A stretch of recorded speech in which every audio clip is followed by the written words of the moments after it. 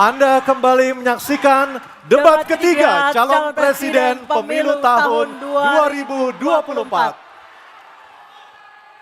Baik, harap tenang. Harap tenang. Tenang dulu. Acara harus kita lanjutkan terlebih dahulu. Para hadirin, Bapak dan Ibu sekalian, kita sepakat ya untuk menjaga ketertiban. Baik, kepada tiga calon presiden, Bapak Anies Baswedan, Bapak Prabowo Subianto, dan Bapak Ganjar Pranowo dimohon maju ke podium. Kami persilahkan. Dan pada segmen kedua ini calon presiden akan menjawab pertanyaan yang telah dibuat 11 orang panelis yang telah dipilih oleh KPU yang berada di sebelah kiri dan kanan saya. Dan selain menjawab pertanyaan dari panelis, masing-masing calon presiden juga diberikan kesempatan untuk saling menanggapi dan saling merespon. Dan perlu kami sampaikan lagi, subtema debat malam hari ini ada 6. Yang pertama sesuai dengan yang ada daftarnya di depan saya, politik luar negeri, geopolitik, globalisasi, hubungan internasional, keamanan, dan pertahanan.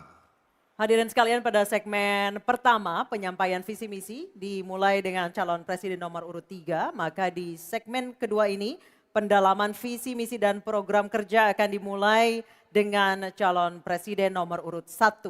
Dan kami persilahkan Profesor Angel Damayanti, salah seorang dari panelis untuk mengambil pertanyaan subtema di dalam fishbowl.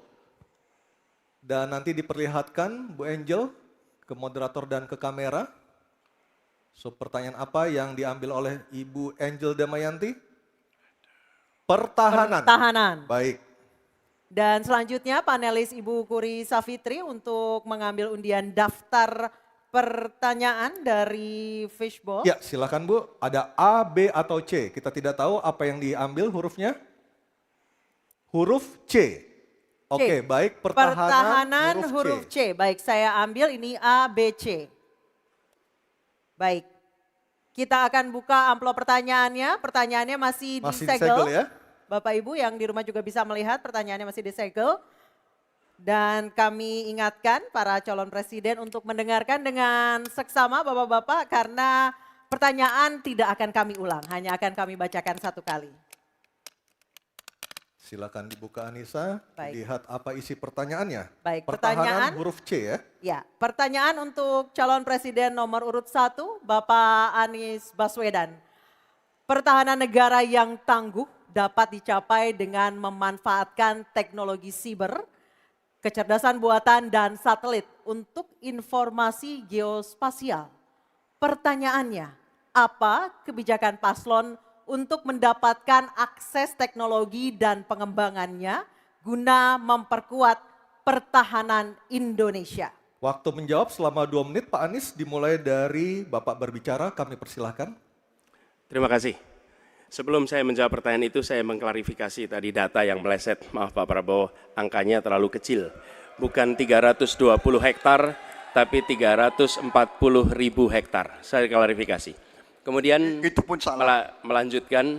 Itu pun salah. Atas apa yang perlu saya sampaikan. Mas Anies, Pak Prabowo, jangan Pak Prabowo, Pak Prabowo, mohon maaf. Ini mohon nanti tenang ada dulu hadirin. Baik. Mohon tenang. Harap tenang. Harap tenang. Baik, kita akan lanjutkan. Harap tenang Ya. hadirin. Silakan, Bapak. Baik. Ini adalah salah satu ancaman non-tradisional yang makin hari makin nyata dirasakan di Indonesia. Kita merasakan keluarga-keluarga kita, HP, komputer, menghadapi tantangan hacking. Karena itulah menurut kami perlu sekali kita membangun satu struktur pertahanan cyber yang serius. Dan ini tidak cukup dengan memberikan tugas pada sekelompok orang. Satu adalah dengan membangun satu sistem yang komprehensif, perencanaan komprehensif yang melibatkan seluruh lembaga termasuk komponen masyarakat.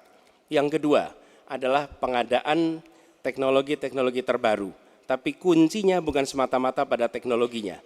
Kuncinya adalah pada pelibatan semua secara semesta. Yang ketiga, yang tidak kalah penting adalah mekanisme untuk merespon balik apabila terjadi kondisi serangan. Sehingga bisa memiliki kecepatan untuk recover, kecepatan untuk kembali dalam sistem ketika terjadi serangan-serangan cyber itu. Jadi menyusun ini Satu adalah melibatkan secara komprehensif, yang kedua menggunakan teknologi terbaru, yang ketiga sistem recovery yang cepat. Terima kasih. Baik, terima kasih Pak Anies. Kami persilakan kepada calon presiden nomor urut 2, Bapak Prabowo Subianto untuk menanggapi calon presiden nomor urut 1 dengan waktu 1 menit saat Bapak berbicara akan dimulai. Silakan Pak. Ya, sekali lagi ya saya berpandangan Pak Anies juga terlalu teoritis, semuanya bagus, indah, tetapi yang nyata tentang masalah AI, cyber, teknologi tinggi dan sebagainya adalah sumber daya manusianya, awaknya. Saya begitu jadi menteri, saya membentuk 4 fakultas baru di bidang sains, teknologi, engineering, dan mathematics. Kita menyiapkan putra-putri kita terbaik untuk menguasai teknologi, untuk menguasai sains, untuk menguasai artificial intelligence, untuk menguasai cyber. Bukan barang yang kita beli, kita harus kuasai know-how-nya, kita harus kuasai sistem yang harus kita pegang. Dan menurut saya itu adalah inti daripada masalah. Tidak hanya bicara-bicara yang baik-baik saja. Waktu sudah habis Pak Prabowo. Selanjutnya calon presiden nomor urut 3 Bapak Ganjar Pranowo untuk Baik, menanggapi. hadirin kami harap tenang. Hadirin kami harap tenang. Silakan Bapak Ganjar Pranowo untuk menanggapi jawaban calon presiden nomor urut 1. Waktu Anda 1 menit dimulai ketika berbicara. Yang pertama kita mesti menguatkan BSSN dan kita penting untuk membuat security system yang baik. Bahkan selain membangun SDM dan infrastruktur yang baik, maka kecepatan internetnya dan coveragenya harus tinggi. Maka kalau kita kemudian membuat satu sistem infrastruktur yang bagus, jangan dikorupsi. Ini yang kemudian jadi persoalan. Maka tidak pernah selesai dan tentu saja LPDP itu punya potensi yang sangat tinggi untuk memberangkatkan orang-orang, anak-anak hebat ke sana. Namun demikian, ketika mereka sudah balik, mereka mesti diberikan ruang untuk bisa bekerja. BRIN bisa kita libatkan. Ya, mereka bisa membuat kolaborasi yang sangat bagus. Bahkan kemudian pengamanan di kepolisian, saya kira perlu cyber institution yang dipimpin oleh Jenderal Bintang 3. Dan kita perlu duta besar cyber. Baik, masih ada sisa waktu. Ya. Baik, cukup. Dan sekarang Harap tenang. hadirin harap tenang, kita berikan kesempatan kepada 3 orang capres kita untuk berbicara. Kami persilakan pada Pak Anies untuk menanggapi 2 capres sebelumnya. Silakan Pak Anies, waktu 1 menit. Memang benar, membangun sistem itu salah satunya. Satu adalah perangkat lunak, satu adalah perangkat kerasnya.